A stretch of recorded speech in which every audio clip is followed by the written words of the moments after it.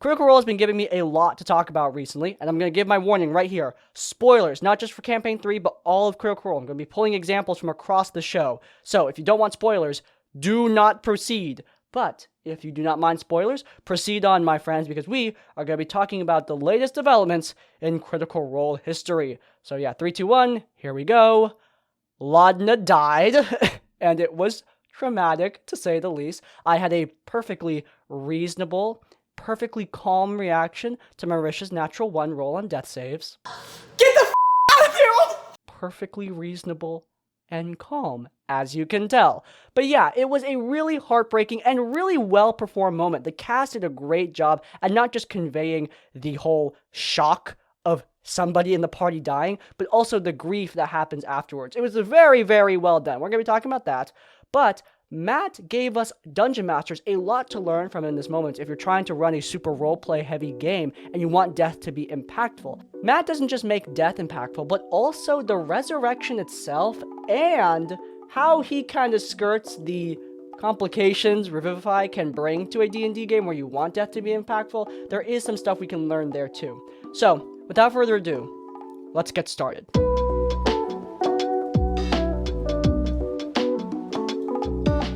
Alright, I want to clarify this right at the top here. Do I think Laudna is going to stay dead? Absolutely not. No, almost definitely not. Matt is not one to leave threads unresolved. Marisha has not brought in a new player character, and the Bells Hells are going on a quest to revive Laudna. I'm assuming the quest is going to be successful in some regard, therefore, I'm pretty sure Laudna is coming back. But at the same time, I do think her death was really impactful for a variety of reasons. And if you are running a game with a lot of roleplay, with a lot of first-person, character-based roleplay, I think that there is something really impactful here that we can learn from, especially in the initial moments after her death. Something that we in storytelling like to call the reactionary moment. A lot of the time, when we see a death in film or in television or on a stream like Critical Role, the initial part of the death is very impactful, but it's the reaction from the rest of the characters, from the rest of the cast, that can often really tug at your heartstrings. When I think about this, I think back to Game of Thrones Season 1. Spoilers for Game of Thrones, by the way. But yeah, when Ned Stark died in Game of Thrones Season 1, obviously that initial beheading was very shocking. But what made that moment really sad was how all of his children, how his wife reacted to that moment. That was the part that really tugs at the heartstrings, seeing how his death impacts not just the characters, but the rest of the story going forward, because these deaths have meaning, they have impact. This is a big reason why Game of Thrones Season 8, for those of you who haven't heard, it was a dumpster fire. It was, and in my opinion, a big reason why was because these reactionary scenes, while some of them were present, they weren't nearly as well done.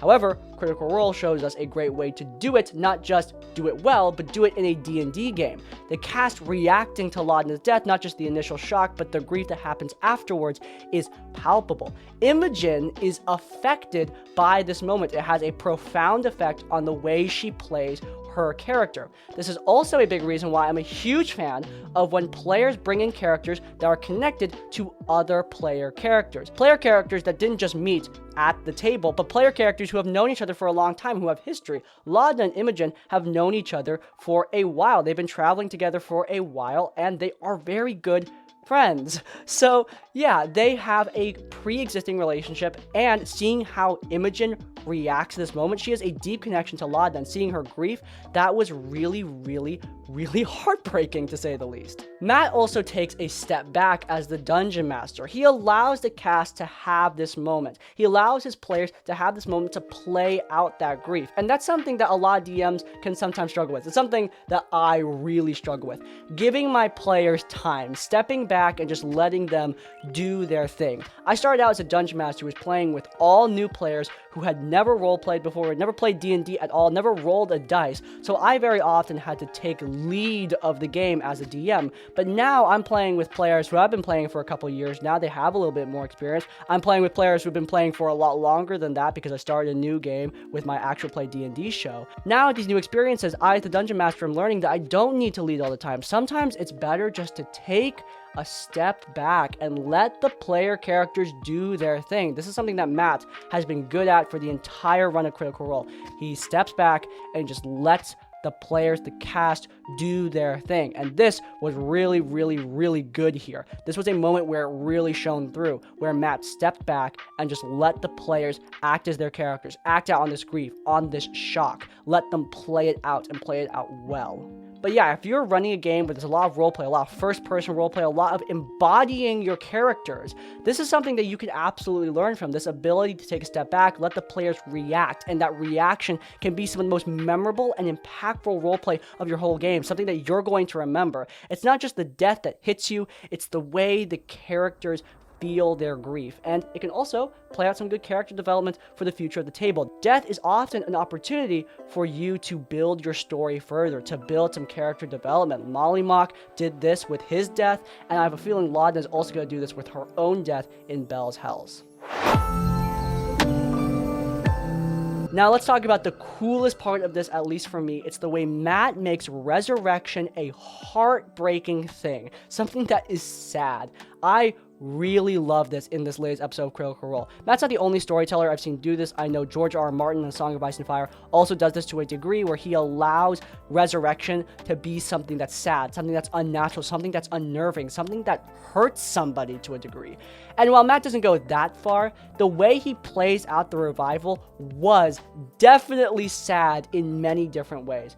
If you remember, when Orym was revived, he was ripped away from his husband who was dead in a way that was so sad. I actually teared up more during Orym's resurrection than I did when I realized that Laudna was going to be dead. Orym's resurrection was so heartbreaking. And again, if you are trying to use storytelling a lot in your D&D game, if you really want to roleplay and embody those characters, if you're a DM setting up that sort of situation, that can be really impactful for your players. Now, of course, this is where Session 0 is really important. You need to clarify that these games may be very heartbreaking. That's something that you should probably tell your players, especially if we're going to tread on more mature topics like dead spouses and stuff like that. I think that's the kind of thing that you want to talk to your players about. That's a Session 0 topic, a safety tool topic. I do think that's something you want to talk to your players about in a Session 0. But yeah, with that being said, if your players are down for that sort of really intense and sad roleplay, then allowing resurrection to be a sad thing as well as an uplifting thing can be great for your game. It makes the resurrection that much more impactful beyond just, okay, you were dead, now you're alive now. We'll talk about how Revivify kind of makes that possible in a second, but with that being said, even if you're just playing Revivify rules as written, making it sad when someone is revived can make that resurrection a little bit more intense. Bring some hesitancy when somebody dies and the player characters have the option to revive them. Maybe they're happier where they are now. Maybe bringing them back will make them less of a person than they were before. Maybe they won't be brought back in the same way. That's something George R. R. Martin has done with his characters in his books. Beric Dondarrion is a pretty good example of that. Every time he's brought back, there's a little piece of him missing. Now, of course, this is not, capital N, not something that you need to do in your game. These are options, and these are things that you should discuss with your players depending on the kind of game that you want to run.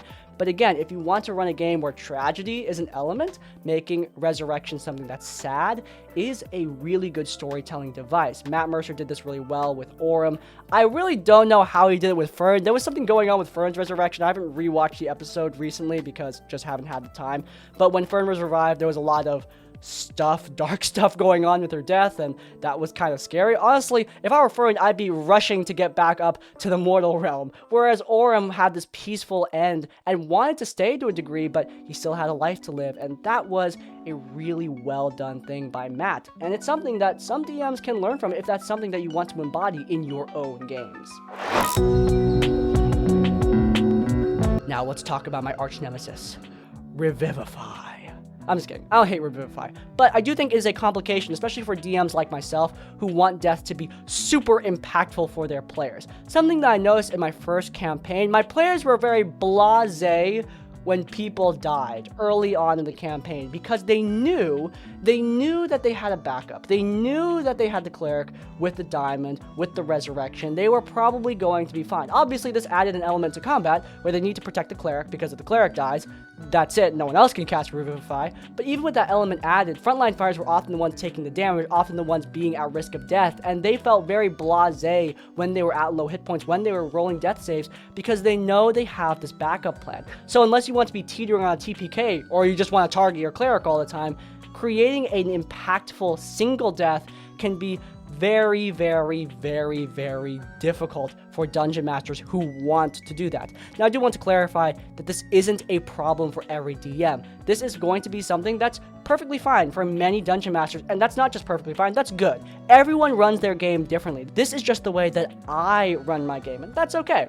However, if you are like me, if Revivify is something that you want to change or you want to amend to make death more impactful for your own games, then Matt Mercer does have a solution here, and he's been using this solution for a while, and this is also a solution that I implemented into my own games, the Revivify ritual. Make Revivify something that you need to roll for along with the rest of your PCs. Matt's done these res rituals multiple times in Vox Machina. I think Vax died like 3 times, Vexalia died like 4 times, and yeah, each of those times there was a res ritual to go along with it. And they all worked very well. Having every player character require a roll, and then, based on those rolls, have the person casting the spell roll a spell casting modifier roll to determine if the Revivify works. That is great. It adds even just a little bit of tension to this spell. Another way you can make Revivify a little bit more impactful of a cast is make diamonds a little bit harder to come by. Now, I don't think you should make diamonds impossible to get or anything to cast a spell, because at that point, why let the cleric take the spell, or the druid? I guess druids can get it too now. Why let anyone take the spell at all if you're just going to make diamonds impossible to get? That would be kind of lame. However, I don't let my players just stack up on 300 gold piece diamonds whenever they want, because having a diamond that valuable, it's not just something you can come across in any old town. You would need to go to a big major city. Though, of course, if my players go out of their way to find diamonds, I let them find the diamonds, especially when they have the gold to buy them. I think that that is only fair. However, with that being said, I think that the thing that makes my Revivify rituals and Matt's most impactful isn't the fact that diamonds are harder to come by. It's that you need to roll for it. That adds even that little bit slight more risk to the event. With all that being said, I'm just going to end it here by saying that death is obviously a very complicated affair in Dungeons & Dragons. Like how every DM plays D&D differently and runs D&D differently, every DM and party handles death in their games very, very differently. Matt's given us one example of this, but yeah, even with all that, like Delilah Briarwood said, death is often just a waiting game. If you guys enjoyed this episode of Tabletop Tavern Tips, and you want to let me know, then please do leave a like. If you want to see more of my content, then you can check out Shadow of Carcanas, my actual play D&D podcast. It's linked in the cards, and while you're there, subscribe to Crispy's Tavern to get more of our content as it comes out. And finally, if you want to leave your own tips or thoughts, go down to the comments down below. If you can't think of a comment, leave the comment, The Waiting Game, to let me know you made it to the end of the video. This is like, comment, subscribe. I will see you all next time. Farewell.